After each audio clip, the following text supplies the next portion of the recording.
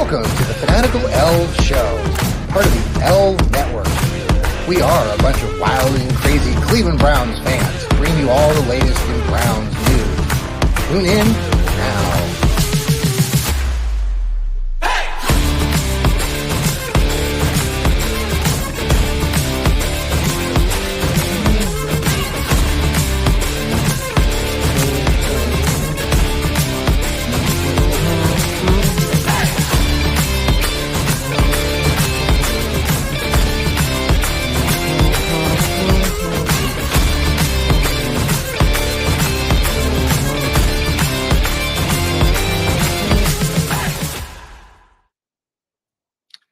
Hey, and welcome to the Fanatical Elfz Network. We're a bunch of wild and crazy guys.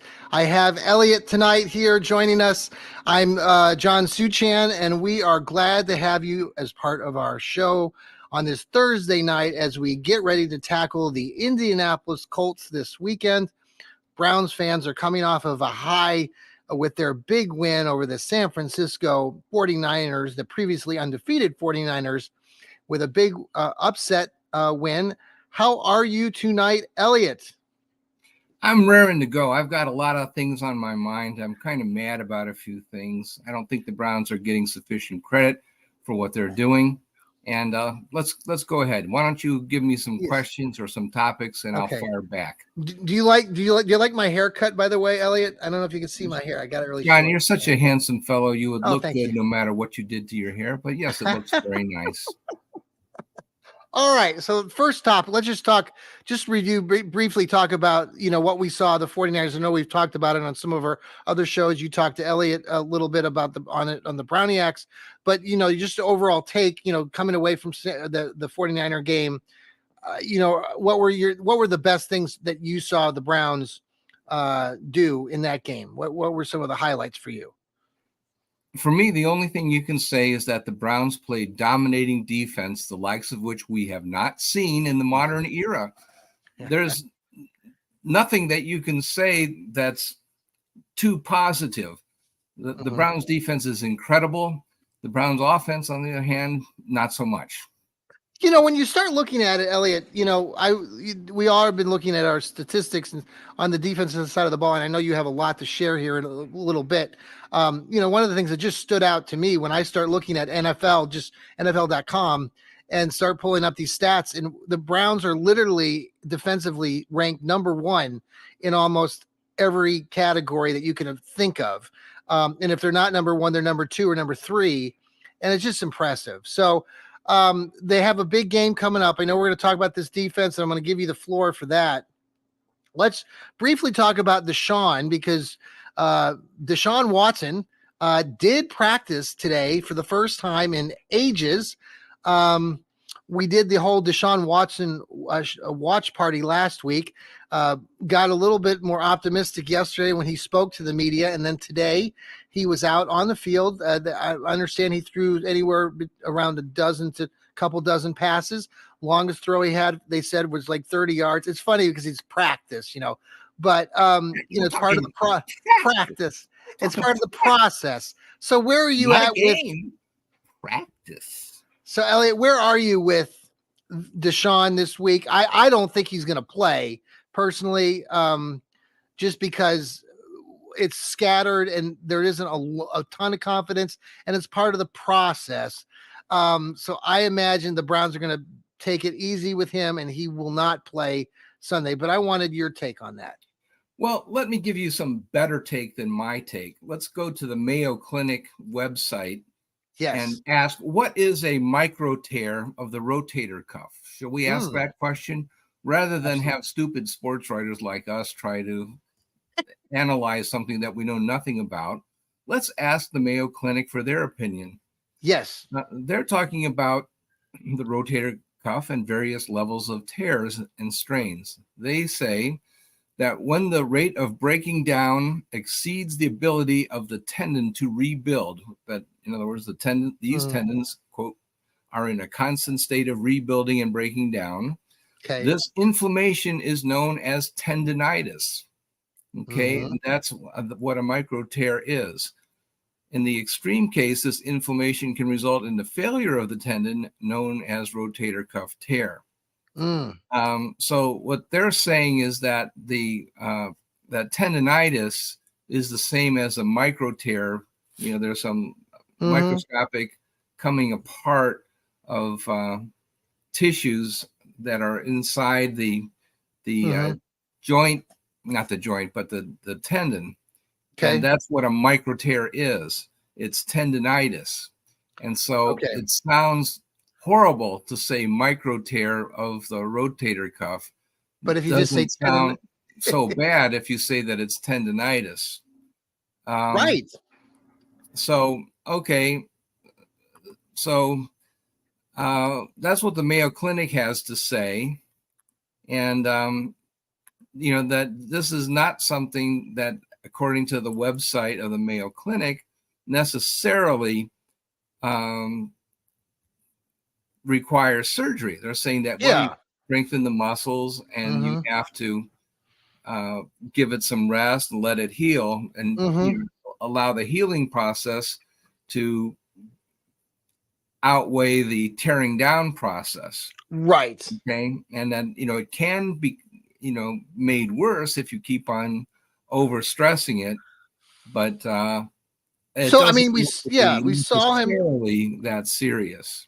So you saw him today, it's the process of maybe, today he was throwing relatively short passes, but the fact that he was out there is a good step in this process. I just don't think, based on what you're saying and the time frame, I just don't see the Browns rushing this. They probably figure they're playing the Colts, a decent team we can talk about here in a minute.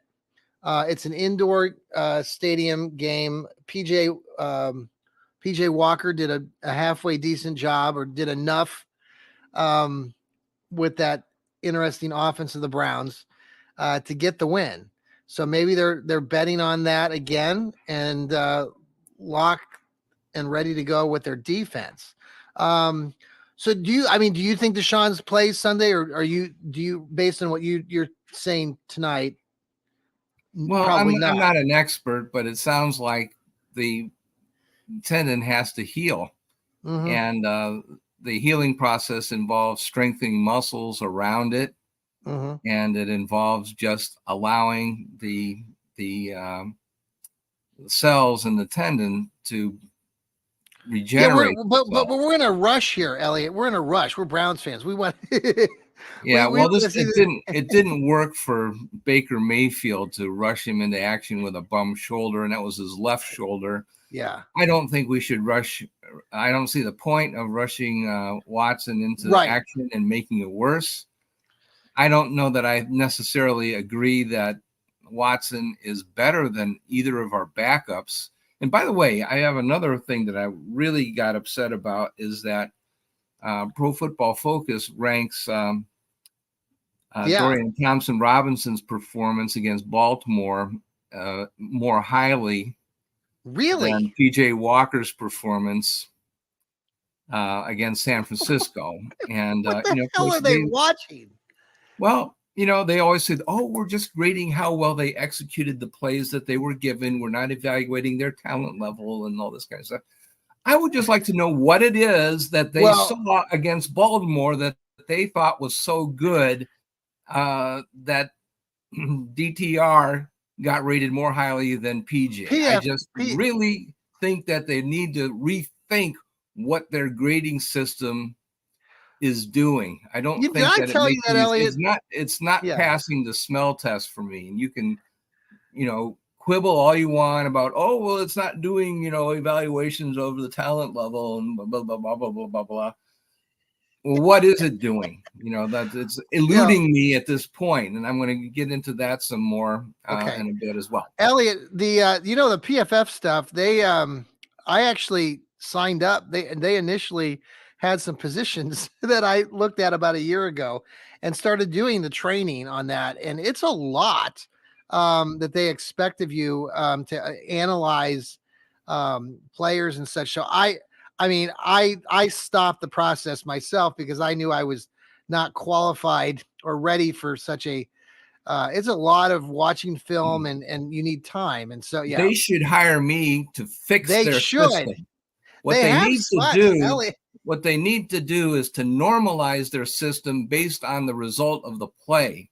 In other words, if their play Yes, loses yards or something on offense, you yes. shouldn't be able to give people overall good grades on the team. So like when Elijah Moore runs backwards for 25-yard loss, or Jerome Ford last week ran backwards for about 15-yard loss. Those People shouldn't be getting good grades on that play generally. That shouldn't total up to be a good grade. And in particular, the defense of the Cleveland Browns is playing at a historically high level that yeah. we have not seen. Well, let's talk about that in just a minute. I want to go to our break before we do that, but I do want to still stay with the offense. There's a couple more things. Let's stick with the quarterback thing here. PJ Walker. What I was impressed with watching the game, and being there and then rewatching it on TV. And I haven't watched the whole thing toward the end, but the fact is that he is a veteran. He has played in a variety of systems at the court, at the USFL and in the NFL. Every league that there is. Yeah. But what I thought was cool to me is that he threw some stupid interceptions where he just didn't read and his eyes were set, and it was just horrible plays. But you could sense that he's more of a veteran because he turned around and made some brilliant passes. I mean, the pass that he made to David Bell on the 4th and 4 play late in that game, I mean, watching it live and understanding at the moment that, like, if you don't get that, the game's over.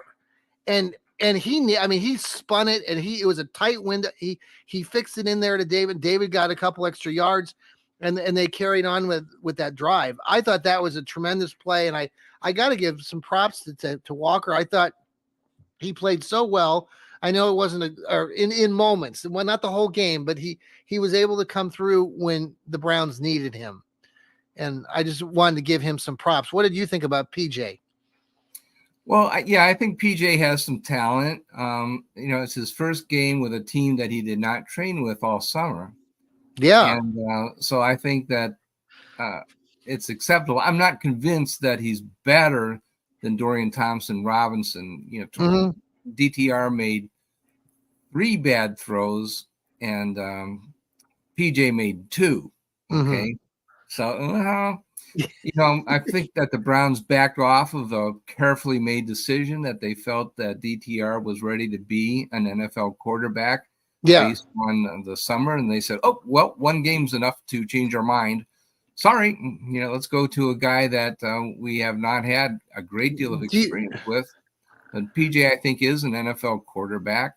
It's not a horrible decision, but I thought, well, do we not have confidence in our ability to evaluate quarterbacks? So it does bother me. Yeah.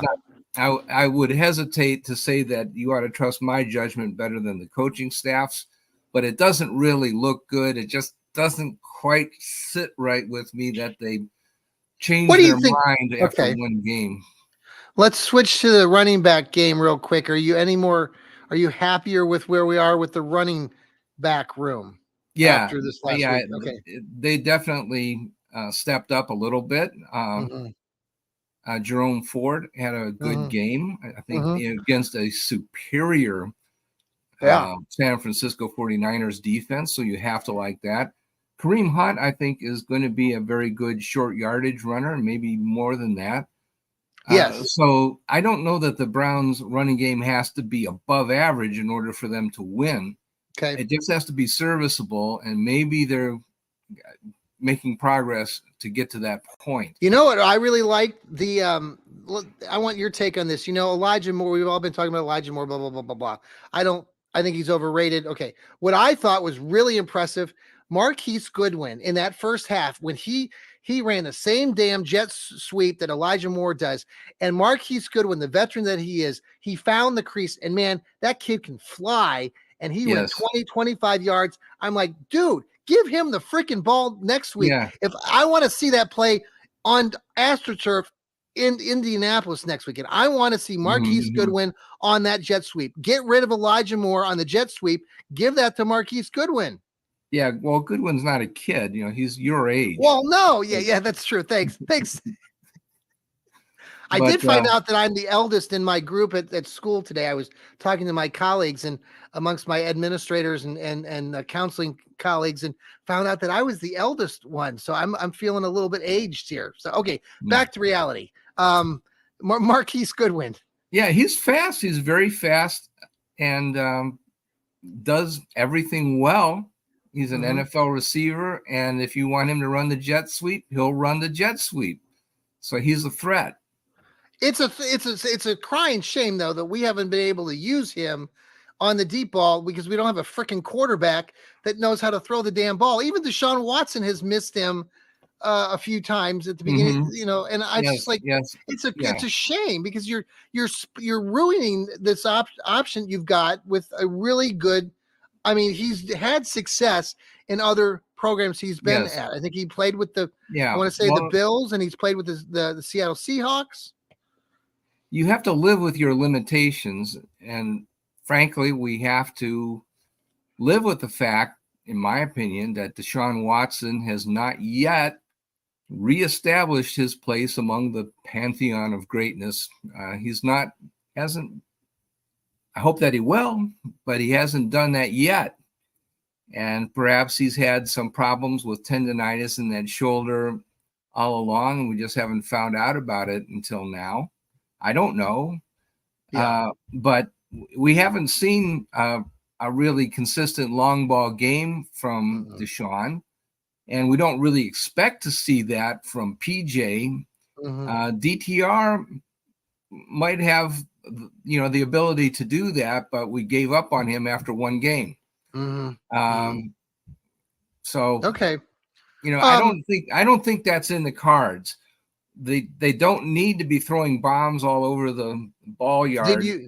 They only need to make a few yards on a possession and let the defense win the game. That's what we know about this team.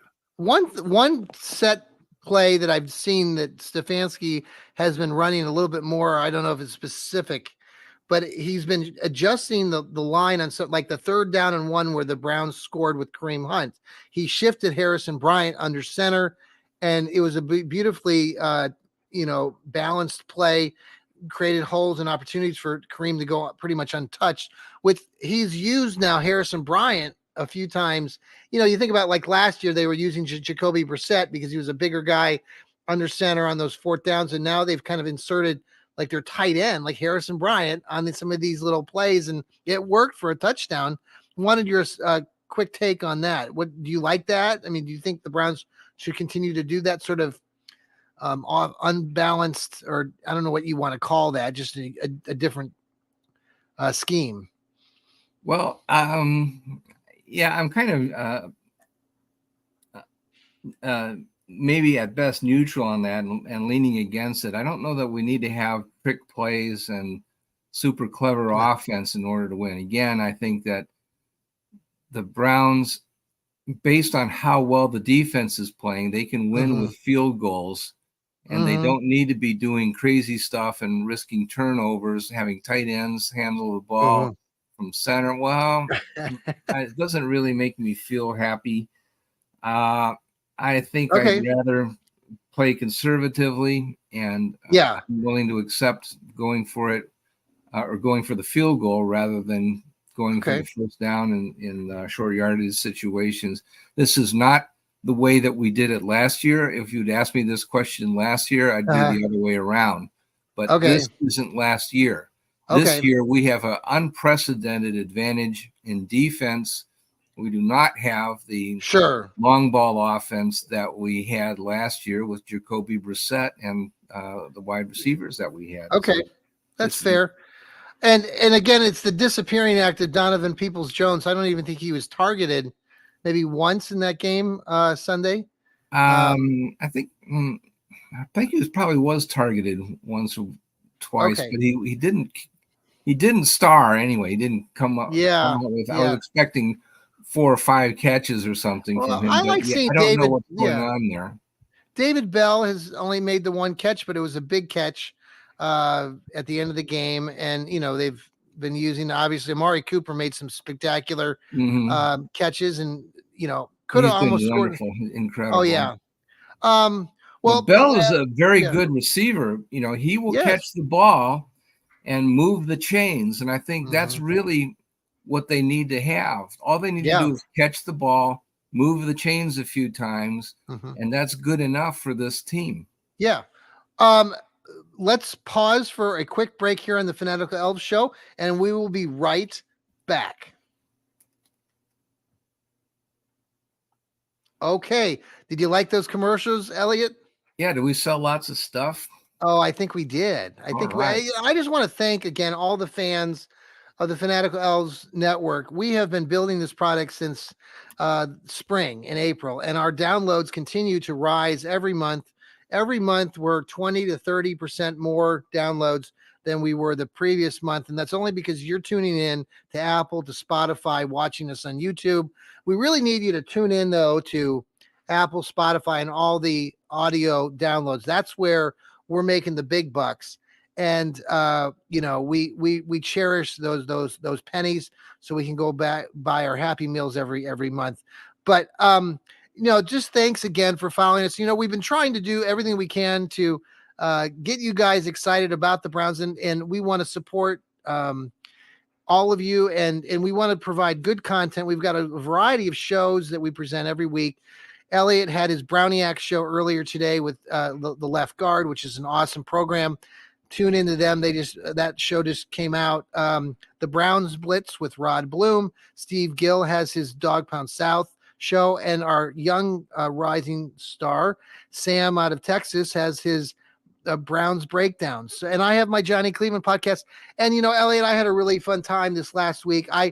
Bruce Hooley, some of people might know who listen to Cleveland sports or have read Cleveland sports. I was reminded that Bruce wrote for the Plain Dealer for 18 years. And that's really how I started following Bruce, because he was a writer for the Plain Dealer. And then he worked for ESPN Cleveland back from 2011 to 2016.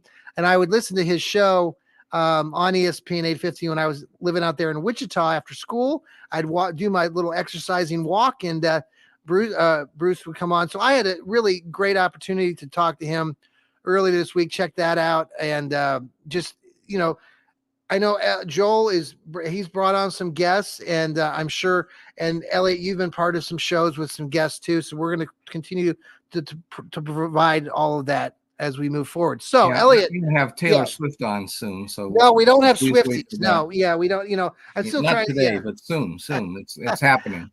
So we got a big game. We're going to talk about the defense now for the Browns, and as they were gearing up, they're going to be playing Indianapolis. They're going to be playing the Colts. Yes. Let's see. Baltimore used to be. Never mind. Okay.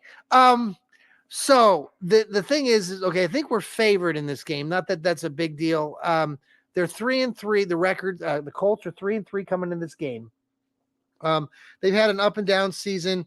I want your take on all of that too, but let's hit our Browns defense, because right now, like we talked before the break, the Browns are like number one in like every category possible. And you've written a little bit for Dog Pound Daily and some other fans first about this extraordinary defensive performance to this point. We're 5 games into the season. What would you like to begin with sharing tonight? Yeah, I've got some stuff for you. Okay. I got some amazing stuff.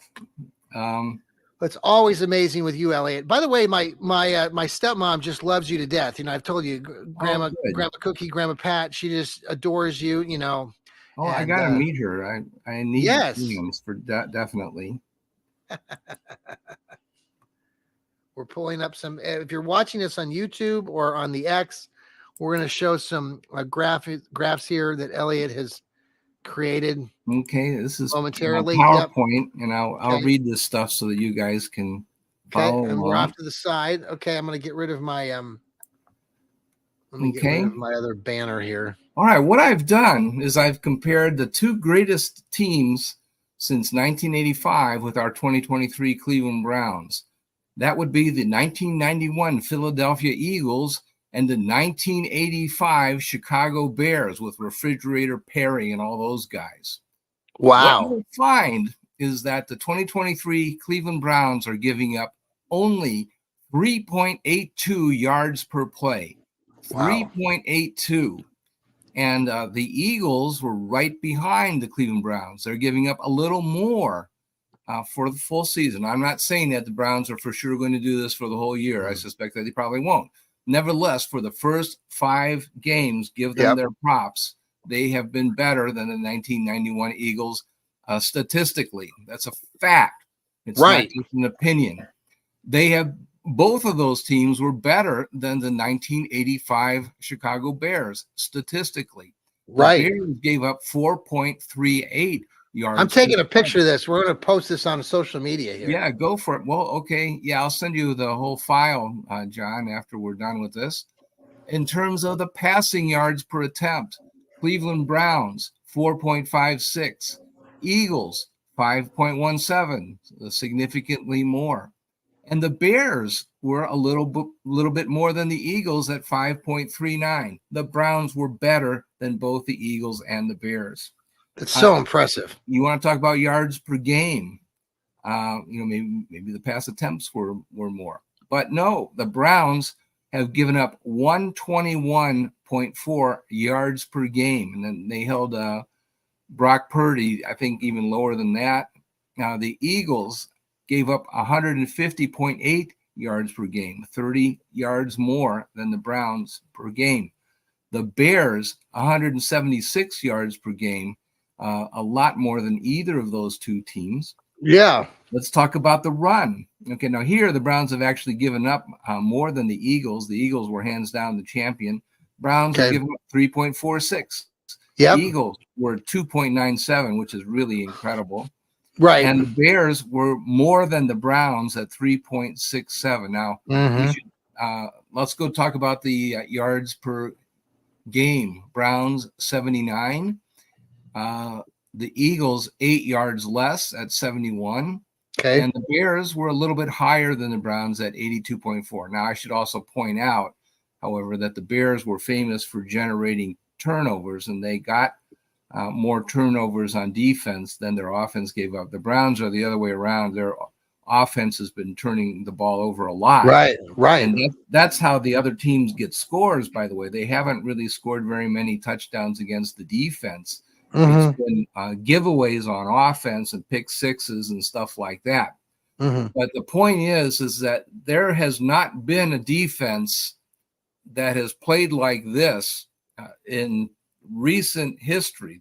The Browns have had a historically great defense, at least for 5 games. Nobody is saying that it's going to last like this for the full season. But the Browns deserve their props for 5 games. And they also, there's 2 conclusions from this. One is that they probably should change their strategy, realize that they're a defensive team now, and strategize the game plan accordingly.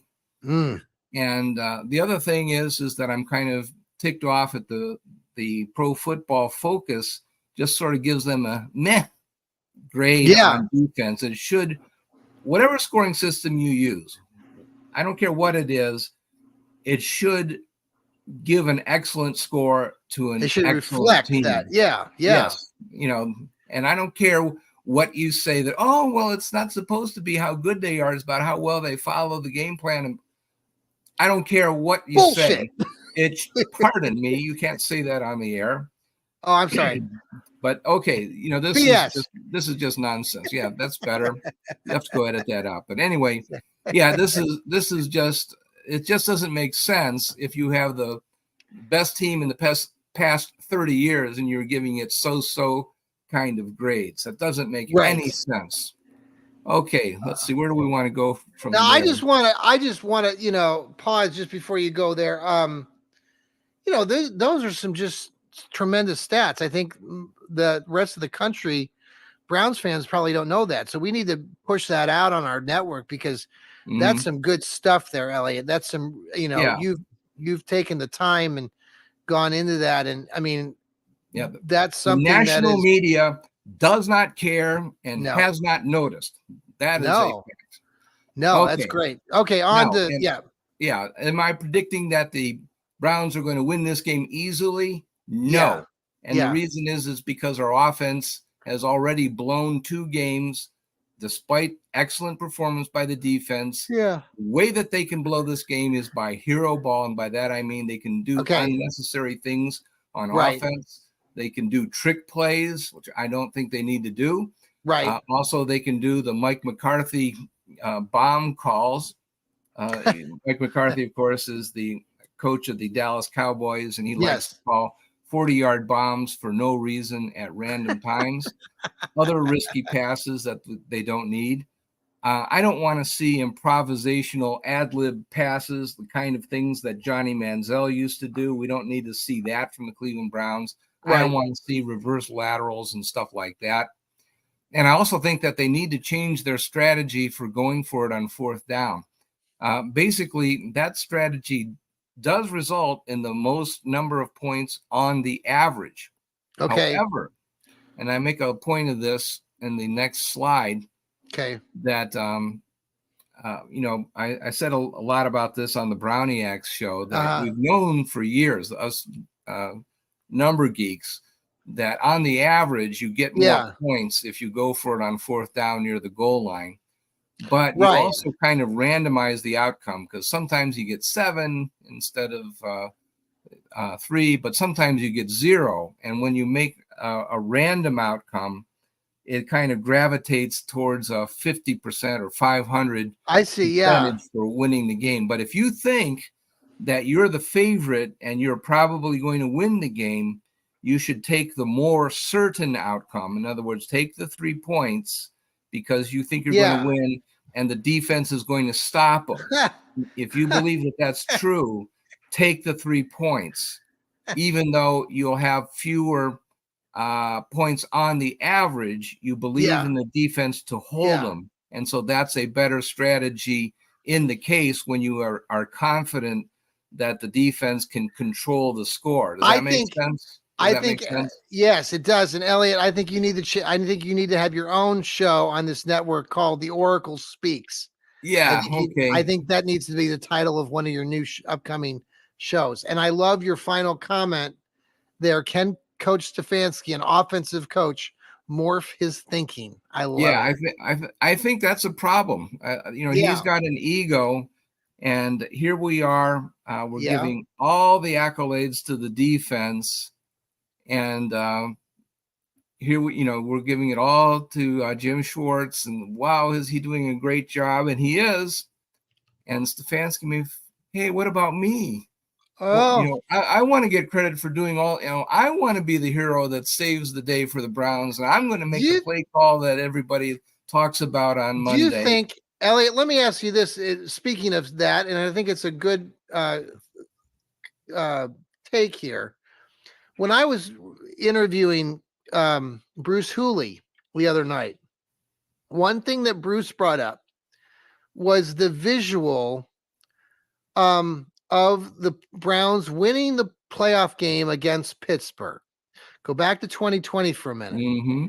And the fact that Kevin Stefanski was not on the sideline, was in his basement, that the fact the Browns won the game, but even though they won it, a lot of Browns fans they can't, because there wasn't the visual of seeing him on the sideline. And that has some people thinking, like Bruce mentions, that maybe some fans, can't correlate the two and still aren't giving maybe Stefanski enough credit. And fast forward to now, like you're saying, is Kevin going to be, jealous of Schwartz' success and Mm-hmm. therefore do some of this stuff? I wanted your take on that. Do you agree with Bruce's take on that? Maybe the visual. I mean, I kind of can No, understand. I don't think You don't that's you don't agree. that's over the dam. That's years, that's centuries ago. But Okay. I do think that it's hard for an offensive coach to change his thinking and coach in a defensive style. Mm. That's a tough thing to swallow, that we're going to play defensive ball and low Hmm. scoring ball and just grind it out on offense. That's tough. And he may not believe that his offense is as bad as it actually is, but it is a bad offense. And he Yes. has to be able to accept that and realize that his quarterback has limitations and that he's going to have to kick field goals instead of get touchdowns. Okay, That's well, tough. Elliot, let me ask you this then. Let's talk about a little bit about this game coming up Sunday. Because when I started looking at the stats of the Colts and Mm-hmm. looking at their wins and losses and looking at their box scores and looking at yards, and I didn't see these games, I didn't watch them in person. So sometimes, numbers can be deceiving. But what I noticed was that, on one hand, the Colts are gobbling up a lot of yards on offense. So they're moving the ball, Mm-hmm. they're picking up first downs, they're controlling the time of Yes. possession. I think in every one of the games they were 350 yards plus. I think one game they had 460 yards of offense. And so countering that with this Browns defense that's been so heralded and what we just talked about, comparing them to the Eagles and the Bears, do you think that everything that we've seen from the Colts is maybe a mirage, and that we can the Browns defense will be able to tackle the Colts and not, and like, because every game the Colts have been 300 and some yards more Mm-hmm. or more. Are we going to be able to shut them down? And do you think that's going to happen? I think that if the Browns lose the game, it will be because the offense loses it for them. I think that Okay. they will give the ball away, throw, if they Yeah. throw 4 interceptions, Yeah. that Indianapolis could win. I do like Gardner Minshew as a quarterback. I think he's really underrated. He should never Yes. have been traded away as unceremoniously as he was by, because Trevor Lawrence was the quarterback. I think that was kind of crazy. Hmm. Okay, maybe he asked for the trade, but anyway, he still wound up being a backup quarterback, but just for a different team. But I think he's a capable starter. Now, I think he's going to have trouble with the Browns pass rush because he's not really a super duper scrambler, and Hmm. he's going to have to get the ball airborne in Hmm. like a second and a half. It's a But you want to go beautiful. to the Yeah. Yep. 11 versus 11. I really like the interception by Martin Emerson. By the way, that was a hell of an interception by the Mm-hmm. kid. Yeah. Um, I was glad to see that he finally got one, because I think he's just one of the best corners that the Browns have. I know he screwed up there at the end, or that last play. I didn't see it yet on film, that where he was called for defensive interference in that last possession last week. But Mm-hmm. anyway, okay, on to your Okay. these. So if Well, you're okay. For listening to those us, Elliot's who yeah, do not have video, yeah, we've got the circles and squares. The Browns are on top with the squares, and the Colts offense is on the bottom with the circles. mhm, Blue means that they're superstars, basically. Green means that they're very good, above average. yes, Yellow means average. Orange means below average, and red means that there's a real problem. And okay, we're showing that the Colts have some pretty good players.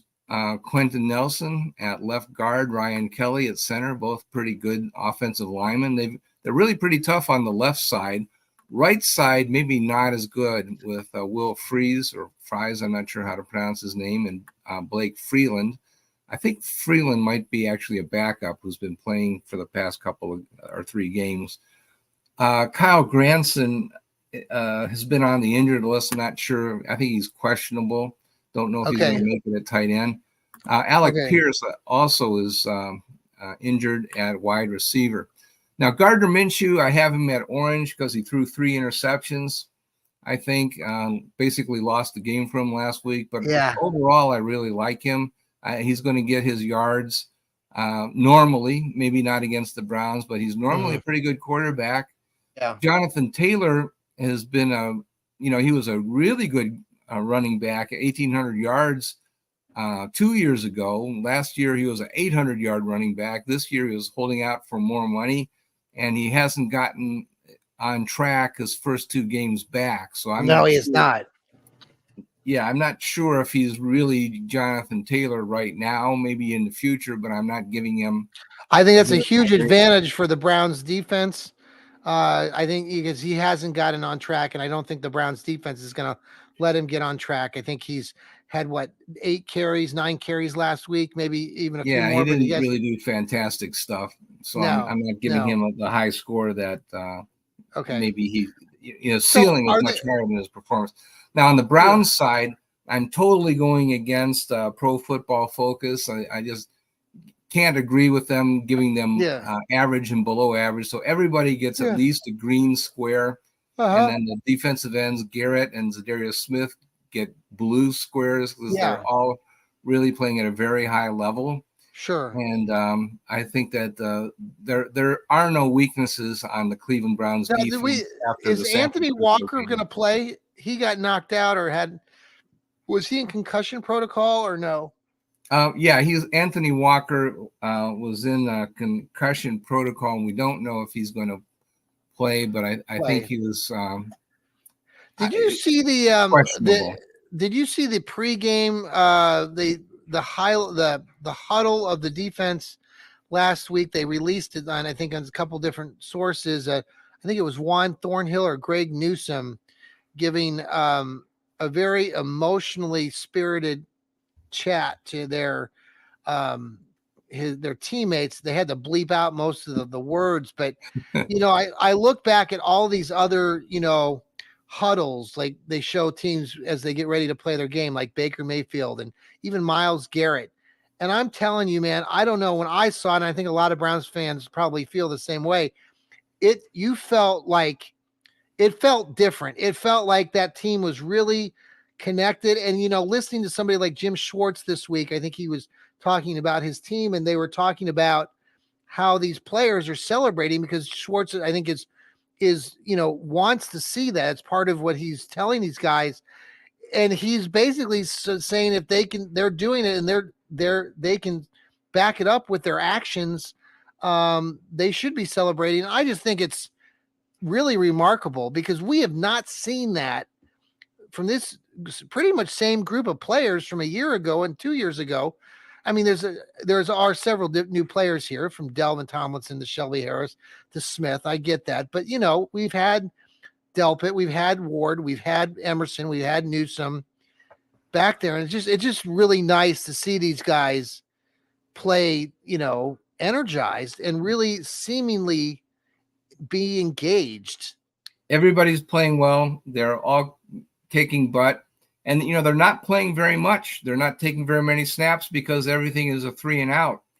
Yeah. So this fact, there's just, that's not to say that, Indianapolis may come up with a really great game plan and find a way around it and score a bunch of touchdowns. I don't know, but I don't think it's very likely. Elliot, did you see that on the first drive of last week's game? I wrote a little bit about this in Fans First article there on our website, that on that first drive, the 49ers in 4 or 5 plays went 84 yards and scored a touchdown. And from that first possession and the last possession, I calculated, because I was watching the game live at the stadium, they actually showed it on the scoreboard when the Browns were driving for that last field goal that gave them the lead. At that point, they looked up at this. I looked at the scoreboard and it showed the Browns had 320 or 330 yards of total offense, and the Niners had 160 yards. So then they finished with 215. So basically, from the time between the time of their next drive until their last drive, I think I calculated the 49ers only had 70 some yards of offense. Yeah, that sounds about right. Yeah. So impressive. I was thinking the same thing. They were basically shut down in the middle of the game. And the first drive, I think there were some questionable penalty calls and stuff, but yes. But okay.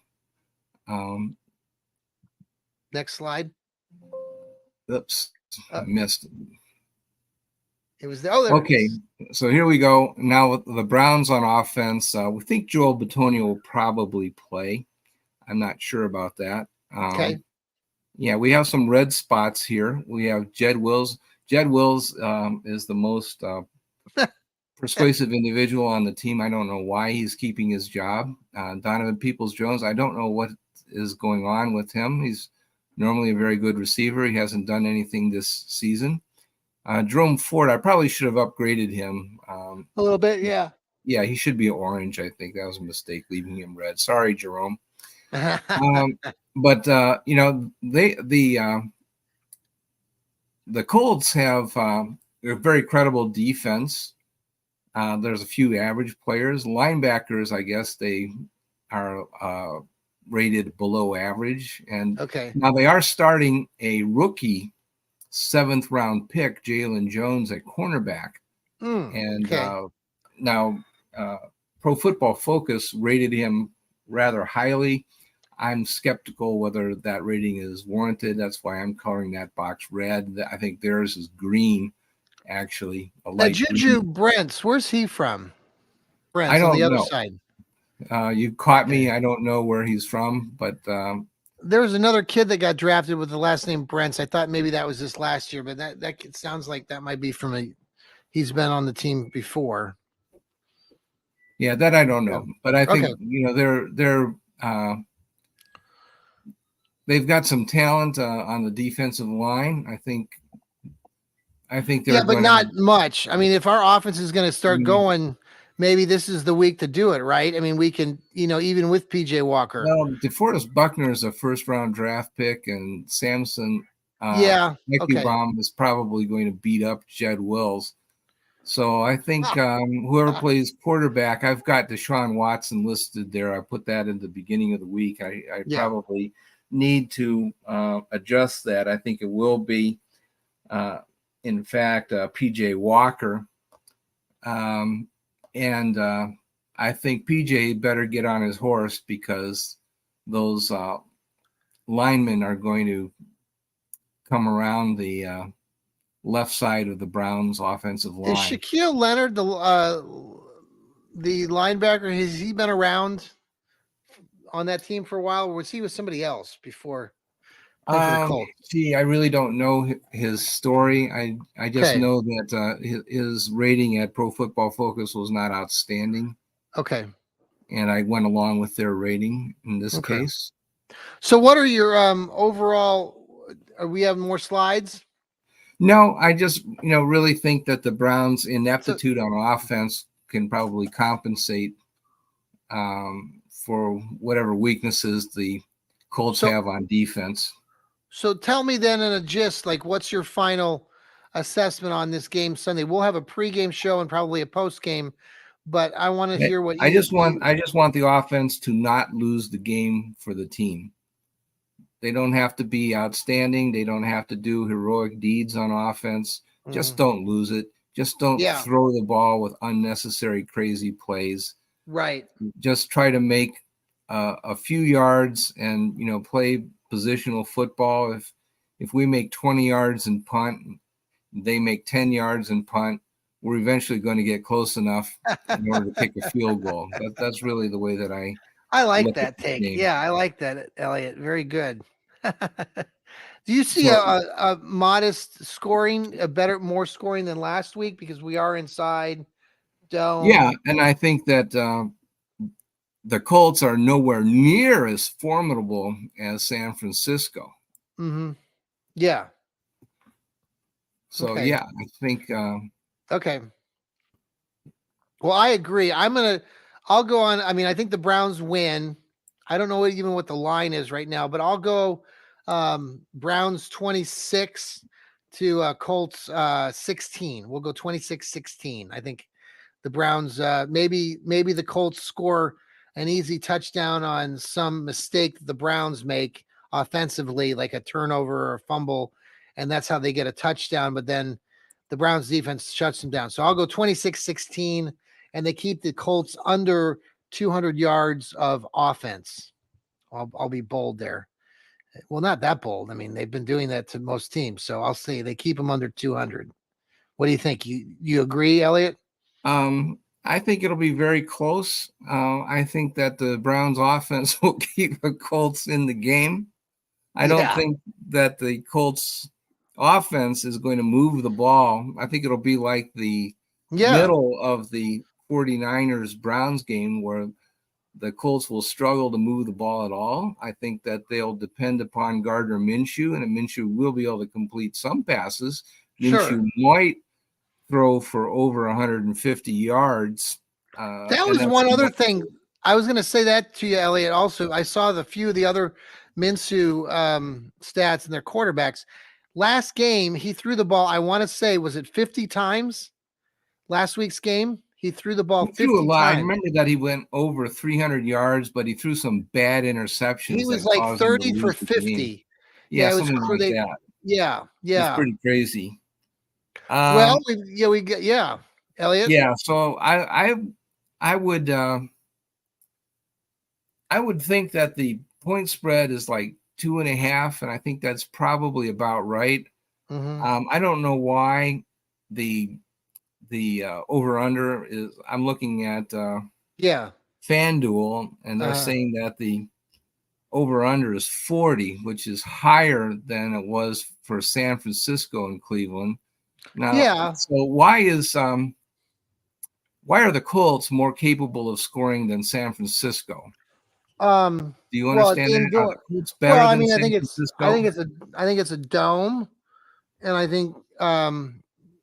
I just I think that they're looking at the fact that the Colts are generating offense like they They have been are, generating. but the Colts have a backup quarterback, and the 49ers had Brock But that Purdy. backup quarterback threw 50 times or 55 times last week. Yeah, how So many points did they score? I don't know. Did they score a bunch? they scored 20. They lost 37-20 to Jacksonville. Okay, It was a well, so game they down in gave up quite a Jacksonville. number of points. So maybe they think that Yeah. the Browns are going to But score. I think it's a really good point that the team, a lot of analysts of the Browns recently, and we kind of talked about this here, is that as long as the Browns can target that 19, 20 to 21 points a game, they should, based on what we've talked about tonight on their defense, be able to win a lot of these games. If they can just get to that 19 or 20 uh, average that they're doing right now, that they should continue to win. Yeah, I would look for somebody to be in the teens. Like Yeah. if the game is played without a lot of turnovers, it would be like Browns 19 and Colts 17, something like that. Say okay. And How if about the Browns 19 and Colts 2? No. that's very possible. That's very possible. But I think there is a danger that the Browns might try to do tricky plays and turn the ball over and allow the Colts to score. Well, I I think do. that's everybody's fear. I mean, I know that. Well, if they lose this game, we're going to be starting. We'll continue to bash Steady Eddie, and we're going to be talking about all the mistakes because that's the only way that this team can really lose in a game that they're playing Sunday against the Colts is if especially if their offense stumbles, they turn the ball over, they fumble it, they throw Mm-hmm. interceptions. Mm-hmm. So it'll be a good I game. want to play ball control offense, power football, to the extent that we can. If Awesome. we can establish the run, even a little bit, Yeah. understanding that if Ford can get 4 yards per carry Yeah. and make some first downs, I'd stay with that, even if we got Okay. to punt the ball a lot. Yeah. I'm okay with that. I'm okay All with right. punting. Well, And Elliot, I want to thank you for coming on tonight and part of the Fanatical Elves Network. And we're going to continue to we'll have some pregame shows. Are you working Sunday? Are yes, you okay? So we won't have you for or will we have you for a pregame show? Maybe when do you go in? Early or late? I have to check. I think Okay. I forget. Okay. I'll So do one I'll or the check other. back with you. Well, we will have a pregame show. I think Steve Gill, who's normally here with us in the Fanatical Elves, I believe he's traveling. So he's not able to join us tonight, but I think he did say he wants to be part of the pregame show Sunday. So we'll bring that to you. And I want to thank Steve also again for doing the pregame show and the postgame show on Sunday as I was down at Cleveland Browns Stadium. and was not able to get on our network. But Steve did a wonderful job. So thank you again. Elliot, thanks for your time tonight. Appreciate it. Let's get a Browns win on Sunday. Look forward to talking to you more this weekend. And everybody tune in to us again on Apple and Spotify and watch us on YouTube. Take care, everybody, and go Browns. Awesome. Let me see if I can find the music. Where's our music? Oh man, I got to find our music. Where is it? Where is it? You can sing if you'd like. Here we go. Maybe this is it. Is this the right one? Hold on. Wrong one. Let's try that. There we go. 2. Hold on. See you, everybody. Have a good night. There it is.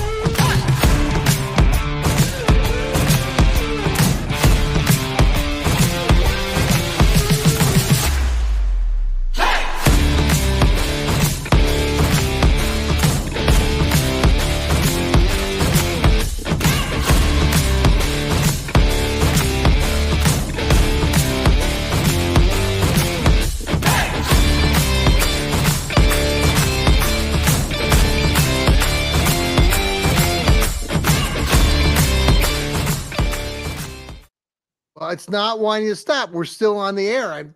It's spinning, Elliot.